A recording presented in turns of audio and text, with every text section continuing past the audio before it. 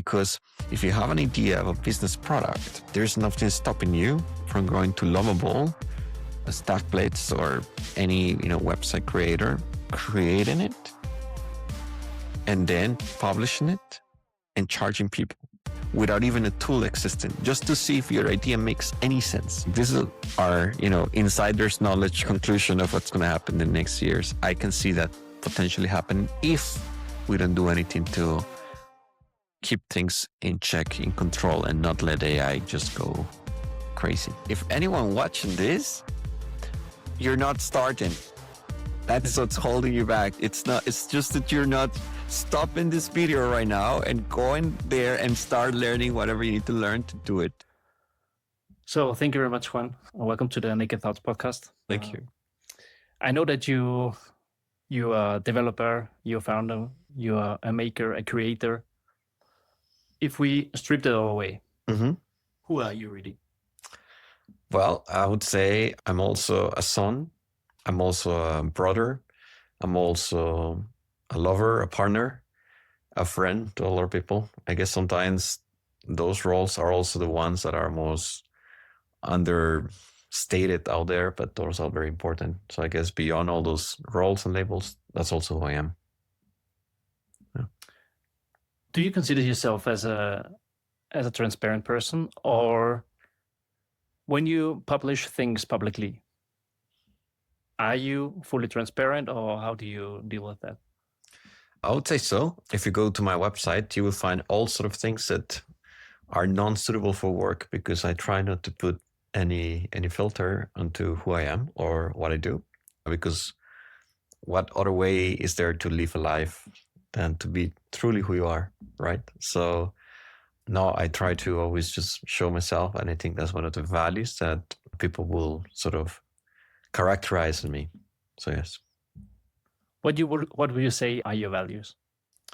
I would say three of them: transparency, honesty, which is different from transparency, and I would say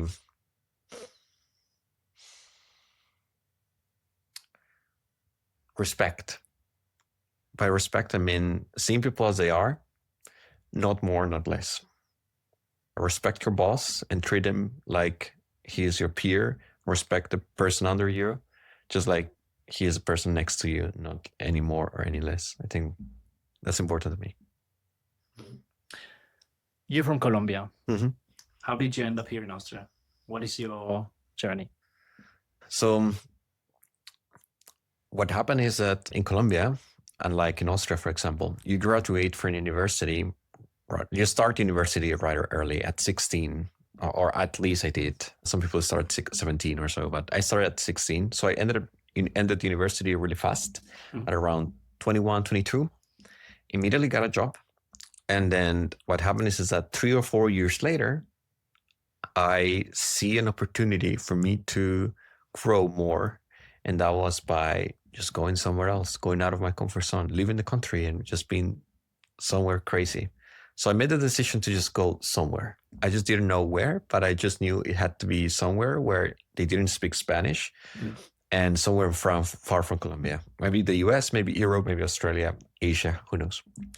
I went on a Stack Overflow, applied to a bunch of jobs. At the time, I was a bit of an expert on Angular, which was a framework for building websites and apps. And I used this leverage to sort of, build a really nice CV. And then I applied. 4 companies got back to me. And then these companies were like, renowned companies and all. And, I was during the interview process with them, for example, Spotify in Stockholm or Amazon in Munich. Yet there was a 4th company that reached back at me, which was Parkside. This name doesn't exist anymore because they were acquired recently. But this company was in Graz in Austria. And in the first interview, they said, you know what? We think we like you so much that it's not like we want to hire you. In the other companies, it usually takes 2 or 3 months before they hire you, with 6 interviews in between. But in one interview, they said, we know for sure. And I'm like, okay. And then they said, we would even pay a full trip, 1 week for you to come, everything paid. and for you to see the office, meet the team, and see if you like it. And then I was like, okay, I will go. No strings attached. So that's fine.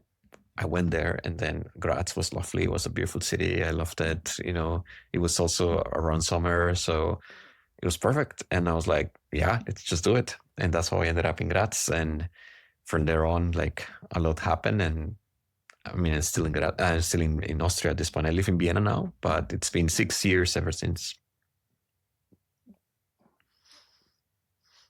So as a developer, you have spent like many years building products and systems.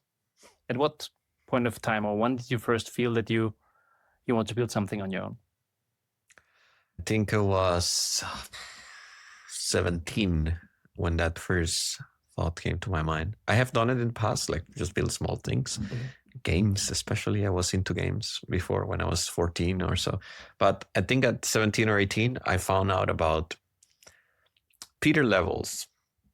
Peter Levels is one of the best or most renowned bootstrap entrepreneurs in the world.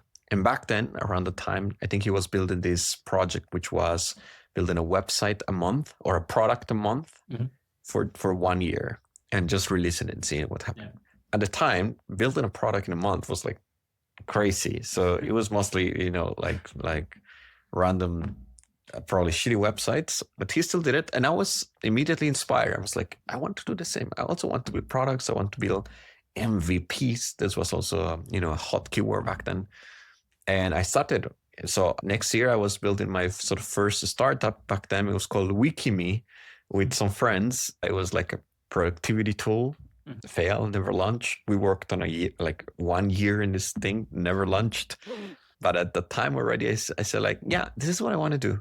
I want to build products. I want to build useful things for people. And yeah, ever since I've been doing that somehow.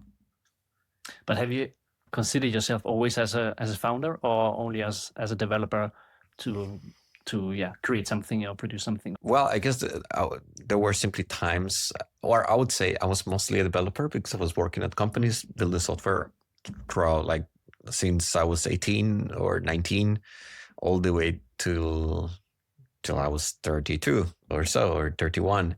So for 10 or 12 years, I was being a developer at a company, just doing software. But on the weekends or in the mornings or late nights, I was just building something.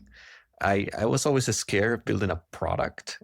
So I was just building other things. I once built something called Pada, which was like a calendar template invite. So in a way to make meetings more productive. Yeah. And it was no product. No one would pay for it, but I just built a whole website for it and released it. And I did many things like this. So I guess a hybrid of the two, a founder and developer from time to time. What changed for you finally when you founded your first company, when you considered yourself as a founder? Was there something that changed, like the mindset or, of course, operational things, but how was it for you? So you're asking, like, what in my life changed when I was being an entrepreneur and that sort of thing? What? Not only a developer? Yeah. A founder. I think at the beginning, not much. Like, I was always this very same person somehow. But lately, with Parlai, my current product or business, I started to change a lot, personality also wise. I started to be more effective, or wanting to be more effective. So not wanting to lose time, like valuing time more. Like, okay, let's just get this done quickly. I'm also more, what is the word? Maybe direct. So when my co-founder brings a question to me of something, I ask things like, do you have proof of that? Or is this going to bring us more revenue? Is it yes or no? So that's it. There's no more to discuss. Let's just get to it. So I think that's what changed. I think you you go from shooting with a shotgun to shooting with a sniper, right? You really aim very carefully and shoot, as opposed to just going all around and try a million things. You start to have a more narrow view. And I think that's what happened to me. Did anything change with regards to your expectations? Expectations of? maybe yourself or your goals? No, I don't think so. I think my expectations were never so high. So I never expected much. I would say they say that makes you happier. Mhm. So I was never so keen on reaching a given outcome. Yeah. Of course, at some point, my co-founder Nina and I had to had a serious conversation about what we want out of this. At the very beginning, we said like, okay, what do we want? Yeah. Like, let's just do it. Do you want fame? Do you want to be rich? Do you want, well, what is it? Let's just say it here because it's better that we know these things now than later. And I said, look, I'm going to be honest. This was 2 years ago, 3 years and a half. I said, I want 2K a month passive income, and that's enough. And I would be pretty fine. That's it. I don't need, millions. I just need 2K a month ongoing, and I think that'll be fine. So that's maybe the expectation that I have now, and I think it's still pretty low in comparison to other people. Yeah. What drives you? What drives me? Well, there is the sad or not sad, but more real answer to that, which is validation drives me a lot. So when people appreciate what I built or what I do, that drives me. That's it. Other people use Instagram and follow cheap dopamine. I don't do that, but I do follow validation. So when I build something, I want to put it out there. I want people to see it. I want people to tell me, wow, that's cool. So that drives me. On the other hand, when there's nobody watching, what drives me, I love it when I'm in the flow. So fun thing is, out there, what drives me is the validation, an outcome. But internally, what drives me is not an outcome, is the journey, is the process, is being in the flow. The flow being described as this process in which you're like no overwhelmed, but also not bored, precisely in a place where you're incredibly productive. And I love these moments. I just love it. It's so nice. So you more or less recently, you started like Parlay, correct. which is a language app based on AI. Please tell me, how did you come up with that idea? I know back then when we met for a coffee, we had some kind of discussion about that. What would be nice? Yeah. So I think you already you were validating the idea more or less. Yeah. But was there like a clear point of time where you said, okay, this is it, I want to build it? Was there a clear vision? How did you start? Yeah. Well, I think it all started with a call from a friend that calls me and says, Juan, I have an idea for our next project. This friend is called Felipe, and he and I built projects because we had this similar mindset of entrepreneurship, sort of. We both wanted to build things, and we got excited, so we built a couple of things. One of them was Head Scroll, which was like a little product we built for guitar players or instrument players. And one day he said, hey, I have this new thing for our next thing, which is like language learning. And we can use, at the time, GPT-3 to build it. And he pitches the idea to me. And I was like, yeah, that makes a lot of sense. Let's just do it. What he said to me was something along the lines of using GPT-3 to role play conversations. And I was like, yeah, let's do it. So we started working on it. We call it Tandem GPT. And that was that was pretty nice, working on it, building the whole interface. It was web-based. And then we launched it, but then there was not so much traction, or at least not so quickly. Yeah. It seems like it would need a lot more work, like a lot more time. And then at that time, like we both were defining, okay, getting to know ourselves and answering the question of how much do we want to put into this? At the end of the day, do we want to quit our jobs and go all in on this? Because that seems like that's what this product is demanding now. It's asking us the question, are you all in or not? And then I was telling him, okay, I will be all in. Like, I want to put more hours. I can, shorten my time or whatever, He was in a different situation in his life, right? More personal stuff. So he didn't feel like just going all in so much. So he was more like more conservative with the time he was invested. At the same time, there was a person approaching us. One was you, right? Like saying, like, hey, what are you doing? That seems so interesting. Can we talk? And then there was somebody else called Nina. And Nina approaches us and says, hey guys, I have an idea. It's called Parlay. I want to build it, and then I need a technical co-founder. And then I just look at Felipe and say like, well, no, we're not interested. Thank you. Because I was like, what are you bringing to the table? Yeah. What's that? But she kept insisting. She's like, yeah, guys, it's a really good idea. And I was like, I don't know. So I kept sort of rejecting or like postponing or not so convinced or putting obstacles in the way. And at some point, something happened. I realized that Tandem GPT back then was not going to maybe go so much somewhere. I think it was harder for it to really reach a proper mass of users, except if it changed the platform we were using and going from web to WhatsApp. I figured this could be something we could explore. And then at the time, Felipe was also deciding to sort of jump off the project and focus more on himself, on his personal life. So I was starting to be sort of alone in the project, and I decided to tell Nina the following thing. I said, Nina, look, we can work together, and we can call it Parlay, but this is what we're doing. We're building it on WhatsApp. If you like it, let's do it. Or otherwise we just can't work. And then she's like, okay, let's do it. And I was like, fine. And then we started together, and that's how sort of Parlay started its journey 2.5 years ago. Yeah. From your experience, from your point of view, what matters the most in the beginning? Like speed, simplicity, getting feedback?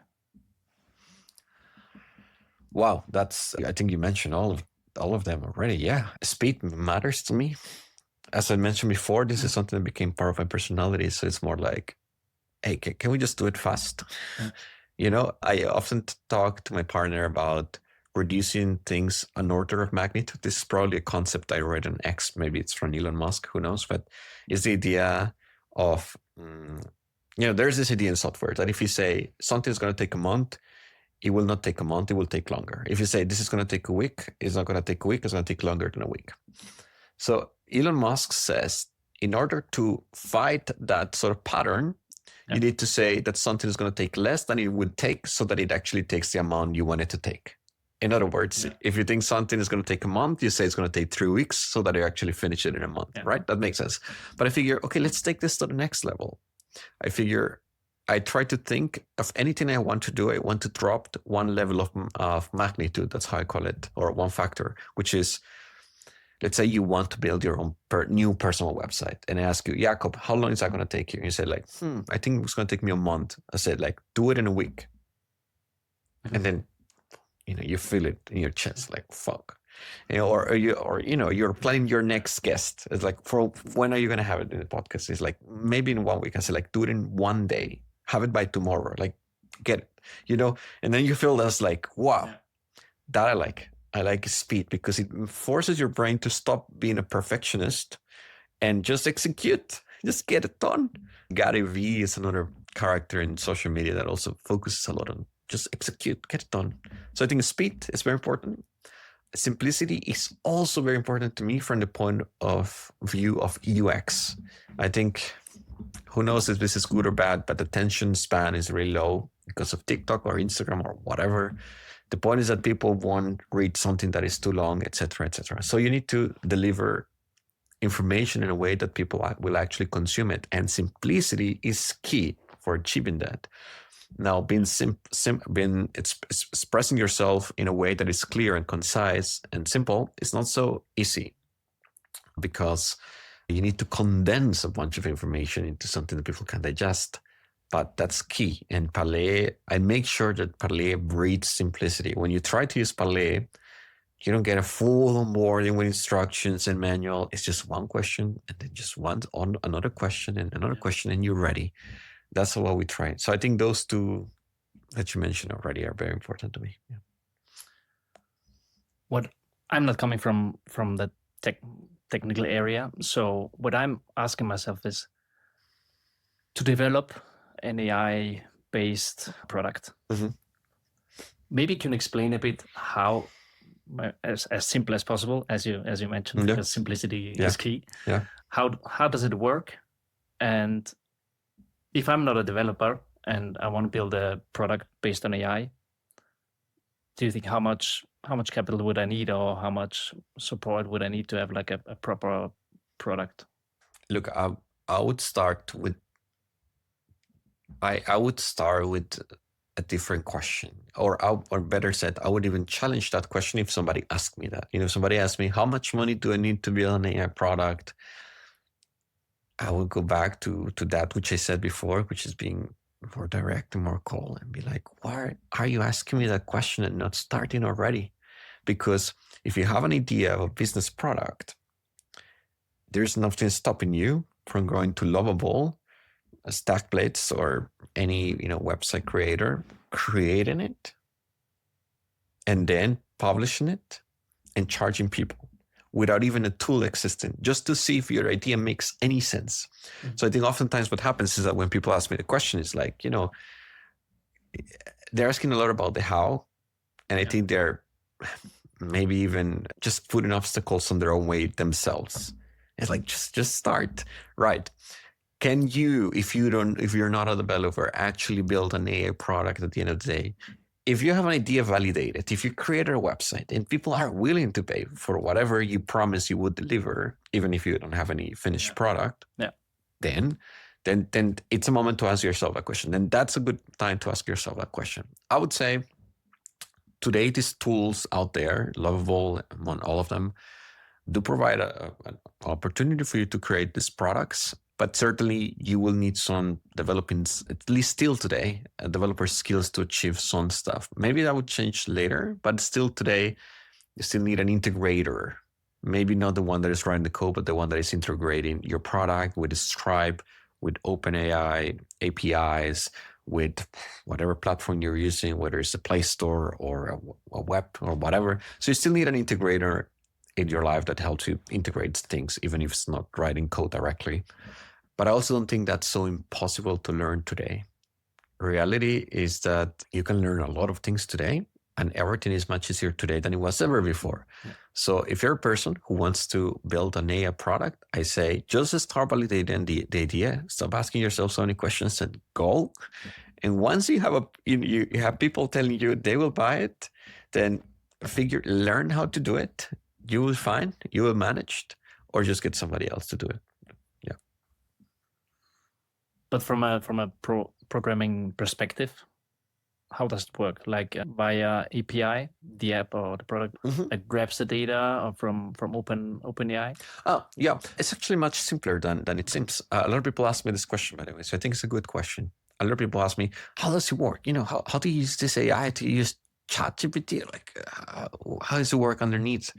It's pretty simple. So what happens is that AI provides ChatGPT, which is the interface we all know and use, right? But they also provide something called an API. An API, for those of you who don't know, it's simply a service that you can consume, right? It's a link. At the end of the day, it's just a link that they put out there, and they say, you want to ask our AI anything? Just go to this link, put your question, and you will get your answer back.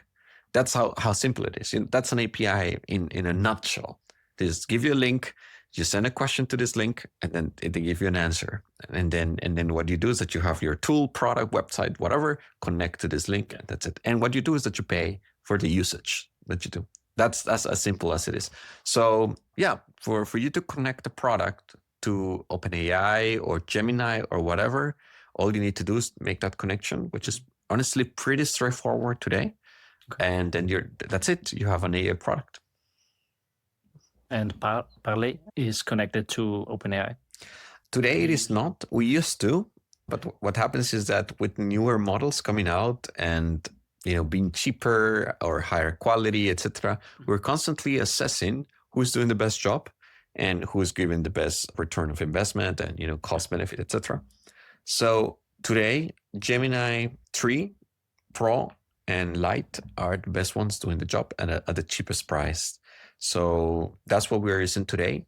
Having said that, we have fallback models. Sometimes their APIs are down. So we also use Claude. So Anthropic's APIs as well. Sometimes we use them. If for some reason OpenAI tomorrow released a newer model and it's like the best and the price is okay, in just 5 minutes, I will just go to the code, switch the link, sort of, as I described. Yeah. And that's it. It's using the new APIs. Yeah, so it is.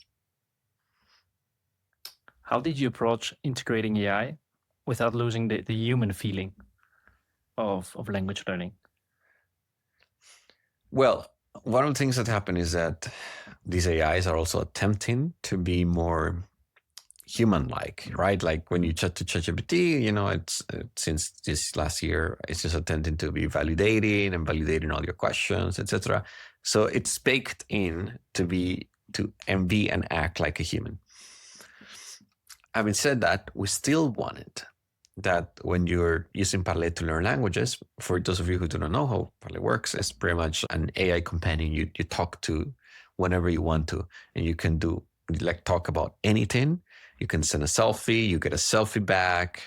Probably we'll talk more about the details of the product, but what we wanted to do is to be able to create a connection between this AI and you, because that would keep you more engaged in your learning process. If you feel you're talking to a robot and the robot makes logical mistakes about the conversation or can't keep track of the conversation, you lose interest and you're like, whatever.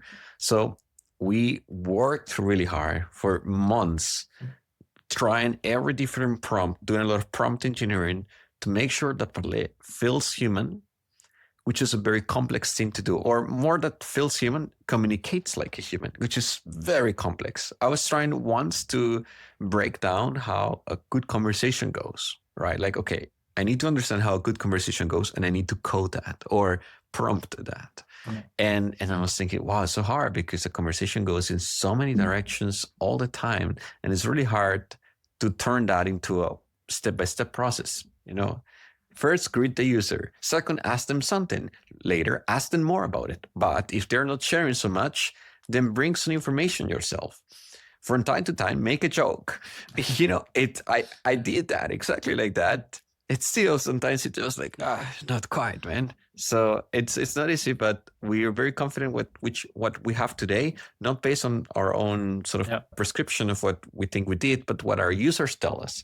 They say, hey, it's amazing. I love it. I'm talking about Lord of the Rings with Luna or with Parlay, or they call it differently sometimes. And it's amazing. It's pretty cool. So then we know we did a good job. When people say that, then we know.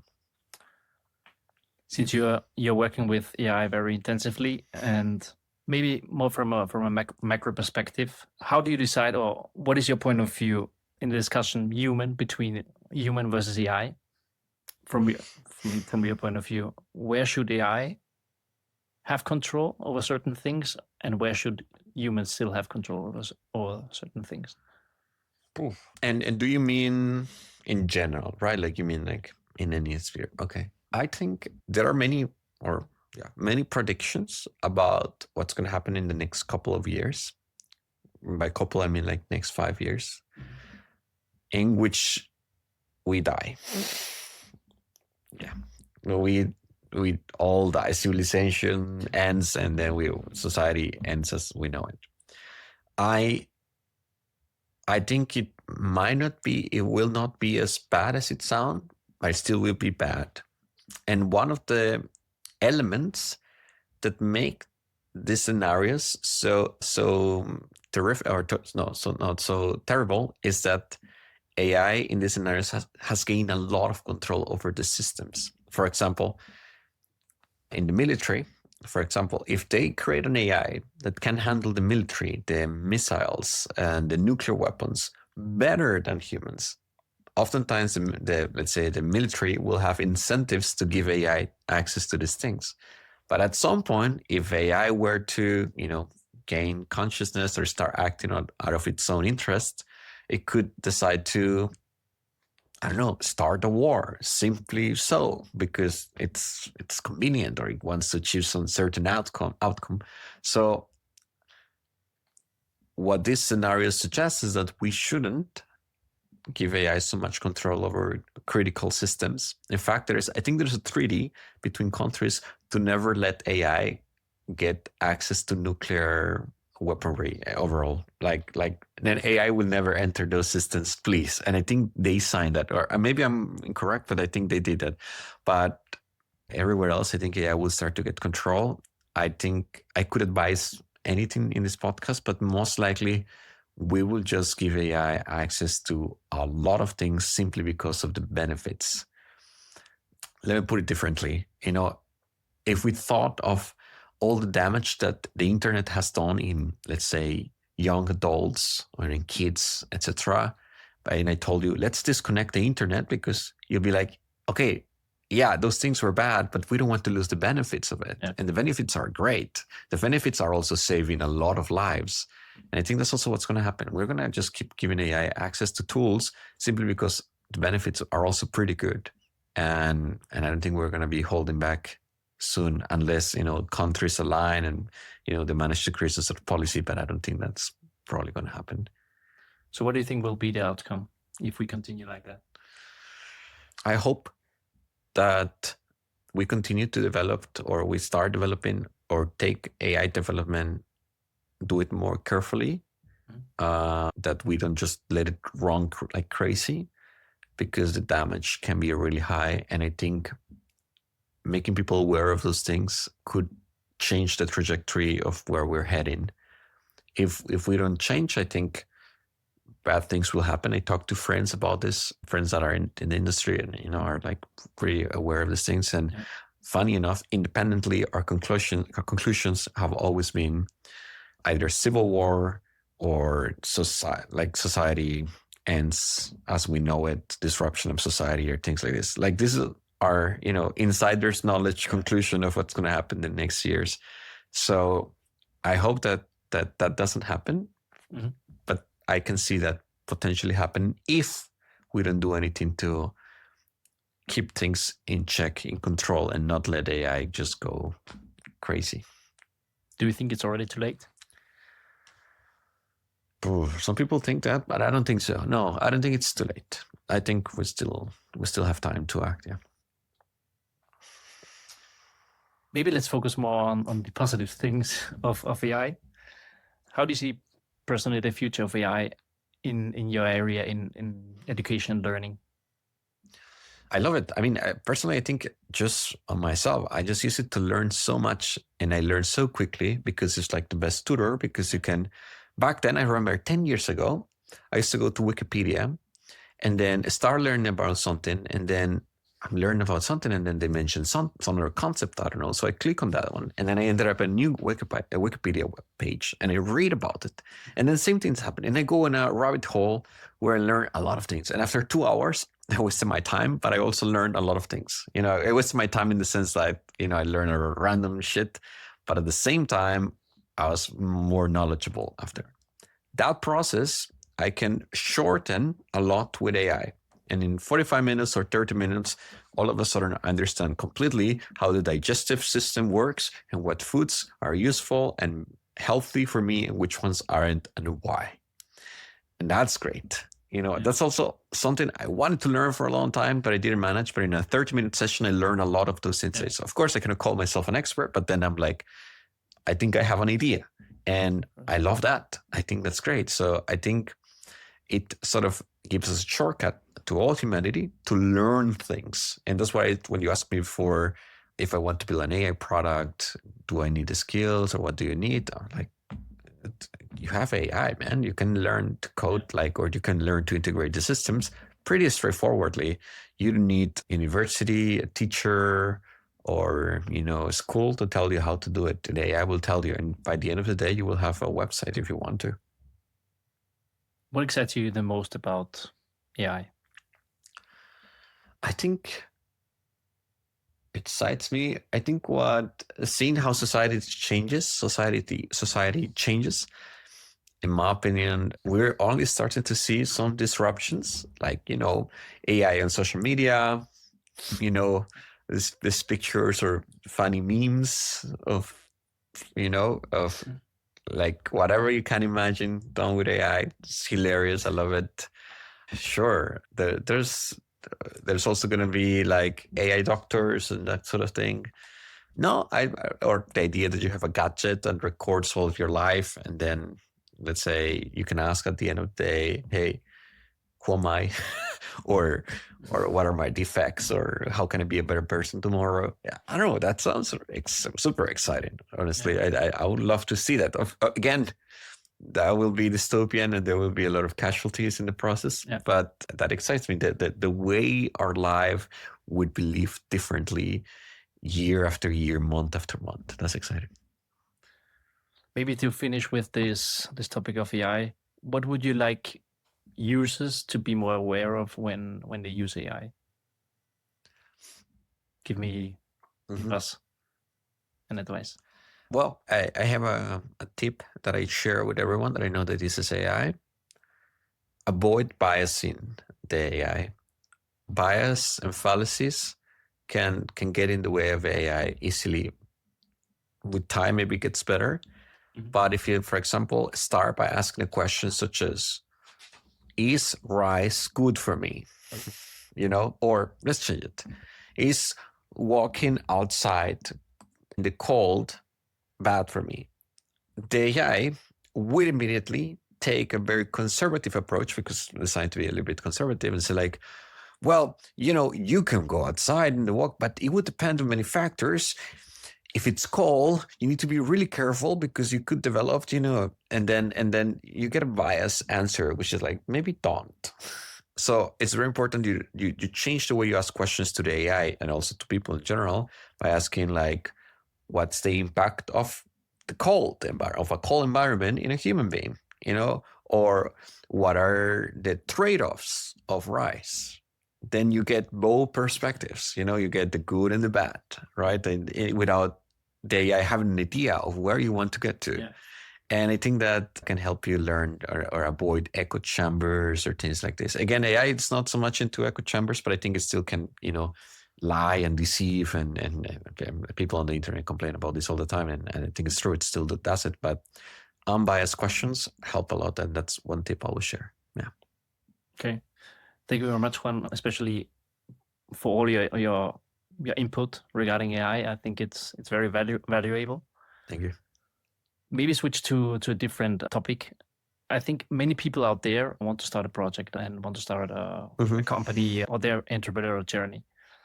For you, maybe the threshold to start something is very low, but what actually do you think other people, what stops them to start?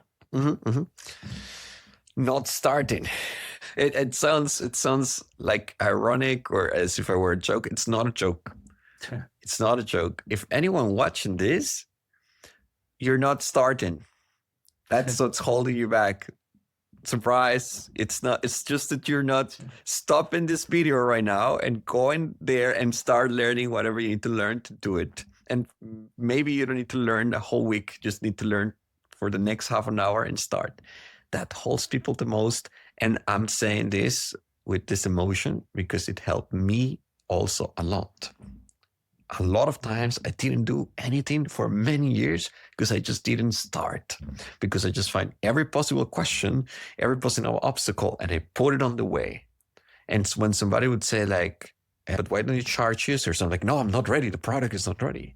Or why do you have this functionality? It's like, no, I don't know how to do that. So, it's just very complicated.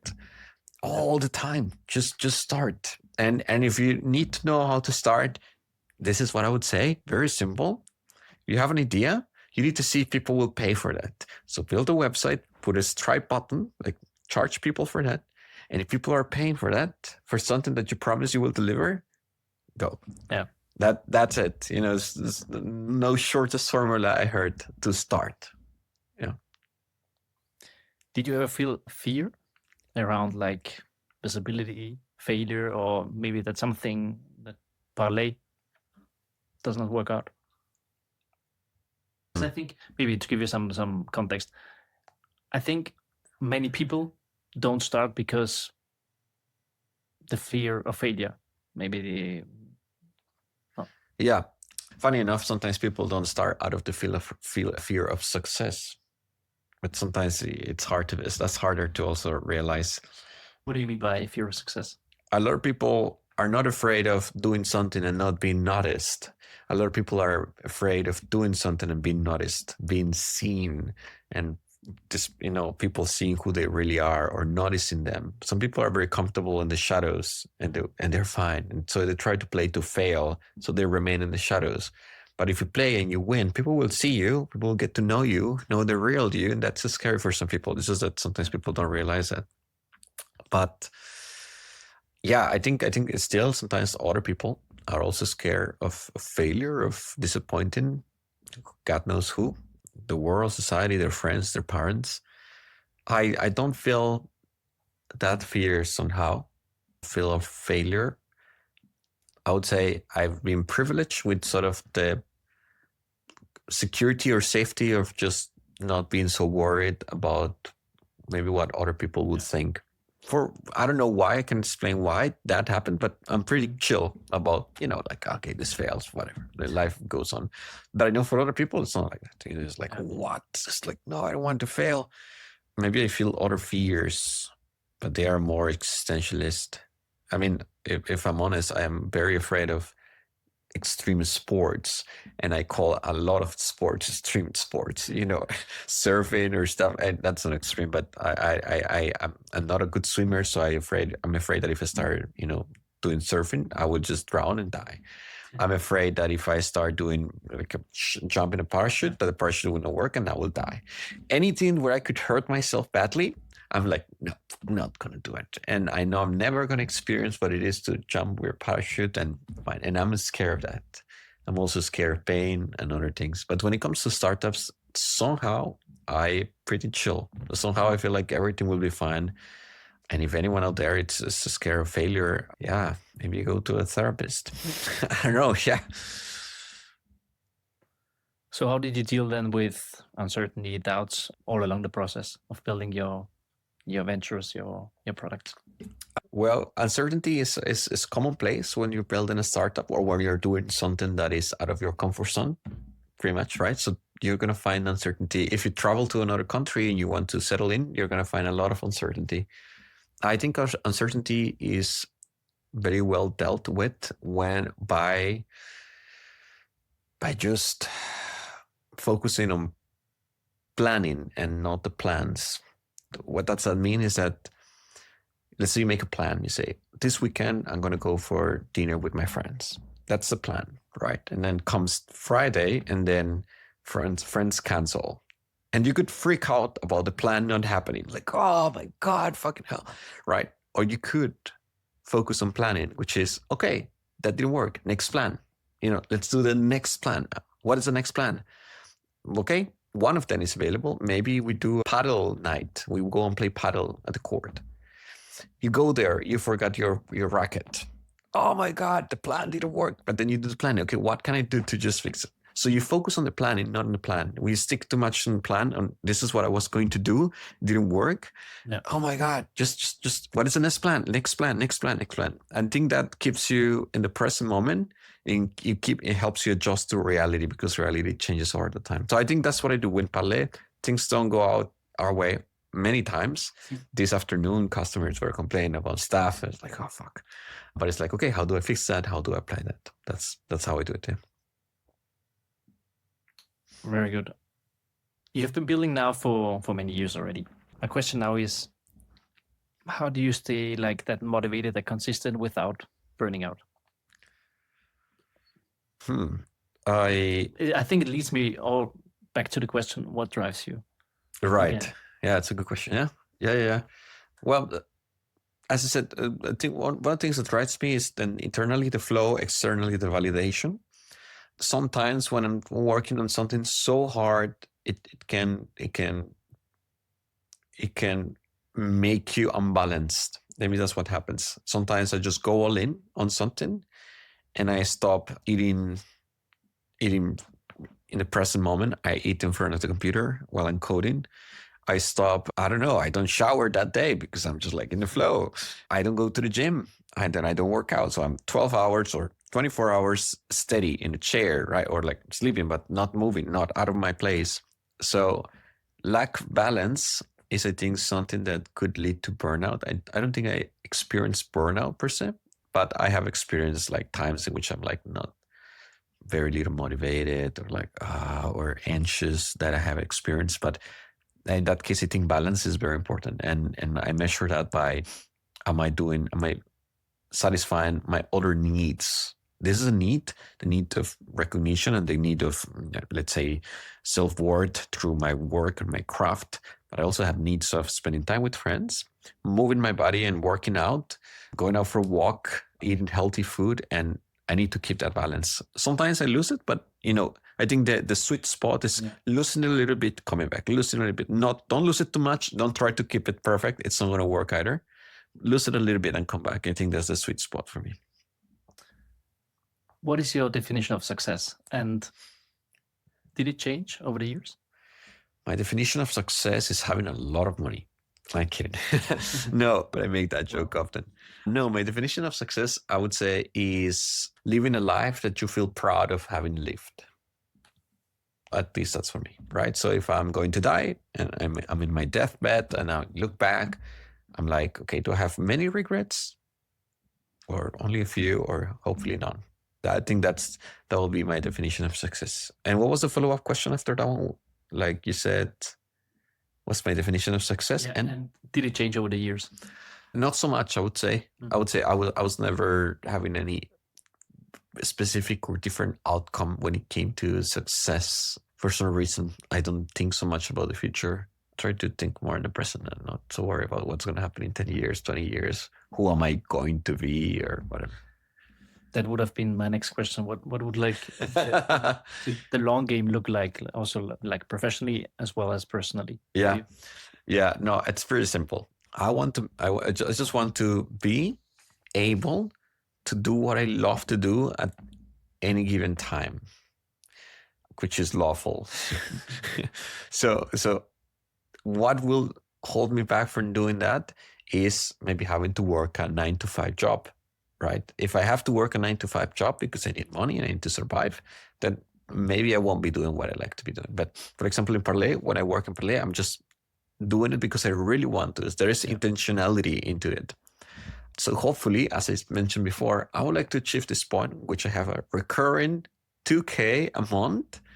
And that's enough for me to live and live well. That's enough, really. So if I have that, I can spend my day, my life doing whatever I want. And if all of a sudden I want to learn how to play the flute, I will do it. And that will be great. And I think that will lead me to having a life I loved living. Thank you very much. Maybe one question for you so far. What has been the hardest lesson you have learned about yourself? About myself? Well, I think this validation topic has been a recurring topic for me in my life. I went to therapy for many years to work on it. Seeking external validation always led me to feel anxious, have low self-esteem. So this was an ongoing problem for me. It's much better today, or it's almost solved, I would say. I work really hard on it for many years on my own. Also, as I said, with different therapists. I think this was it, just trying to be approved by others. Yeah. This somehow, it's much better today. I don't care. I think it started to happen also as I got older. As you get older, you realize, okay, whatever. And then that's how I went. I just, now I care much less. And I think that makes me happier somehow. Yeah. Okay, perfect. I think we have arrived to the final 5 questions. So I will give you now like 5 questions. Yeah. And try to answer them as briefly as possible. Got it. Will. The first question, what is the most valuable advice you've ever been given or received? Oh, maybe the one I just shared in this podcast, which is just start, man. Just do it. I live off it. Just do it. That's it. Second question, what is the worst advice that you've been ever given or received? Memorize the answer. It's not worth it. Don't memorize shit. Just go look it up. If you memorize it, good, but go on. We did that in school a lot. Okay. Third question, what is something you're currently struggling with? Even most people wouldn't expect it. I struggle with a bloated stomach. My stomach gets bloated a lot, and I'm working on it. And yeah. Okay, fourth question. What advice would you give to someone who wants to start their own project, the startup, the freelance journey, and feel paralyzed by it? Write me. Send me a message on LinkedIn or whatever and say, hey, I want to start. We jump in a 15-minute call and I convince you to just fucking do it. Yeah, that's what I'm offering you. Go ahead. And last question. If all your projects disappear tomorrow, what will you still give your life a meaning?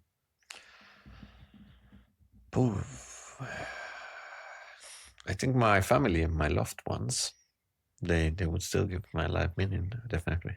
Yeah. Very nice ending. Thank you so much, Juan. It was amazing. Thank you for all the input. Thank you for coming and taking the time. I really appreciate that. And yeah, I just can only say that please try out the Parlai app. It's super easy. I tried it also. Like it's very intuitive and nicely to use. So try it out if you want to learn a new language. And yeah, thank you so much. Thank you so much for listening. And absolutely, thank you for the invitation. Thank you for all the questions. It was magnificent. And thank you, Jakob. Thank you.